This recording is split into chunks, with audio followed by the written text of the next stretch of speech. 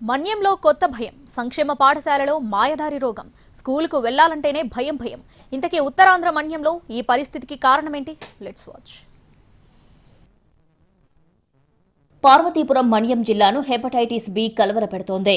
కురుపాం ఆశ్రమ పాఠశాలలో 2 విద్యార్థినులు మృతి కలకలం రేపింది. ఇక్కడ 600 మందికి పైగా బాలికలు చదువుకుంటున్నారు. దసరా సెలవుల్లో ఇంటికి వెళ్లిన పిల్లల్లో 2 అనారోగ్యంతో విశాఖ కేజీహెచ్లో ట్రీట్మెంట్ తీసుకుంటూ చనిపోయారు. అయితే కారణం పచ్చ కామెర్లని తేలడంతో విద్యార్థులందరికీ వైద్య పరీక్షలు నిర్వహించారు.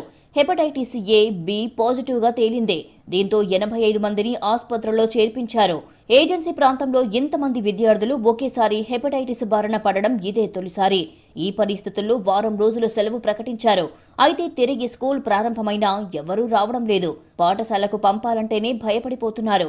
బాలికల గురుకుల పాఠశాలలో అంజలి, కల్పన అనే విద్యార్థినులిద్దరూ మరణించడంతో అక్కడున్న పాఠశాల సుమారుగా 15 రోజులు మూతవేయడం జరిగింది.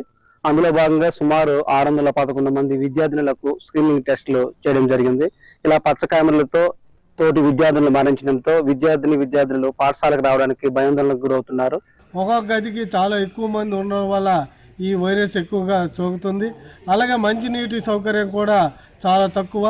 అక్కడ ఎటు వెళ్ళే పరిస్థితి లేదు. ఈరోజు మంచినీరు ఉంటే ఆ మినరల్ వాటర్ ప్లాంటేషన్ 2 నెలలుగా పాడైపోవడము జరిగింది.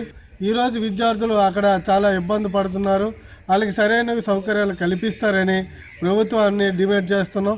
ఇలా చదువుల మాటేమో కానీ ప్రాణాల మీదకి వచ్చేసరికి ఏం జరుగుతుందోనని భయపడుతున్నారు. అధికారులు కట్టుదిట్టమైన చర్యలు తీసుకుని పరిస్థితిని చక్కదిద్దాల్సిన అవసరం ఉంది.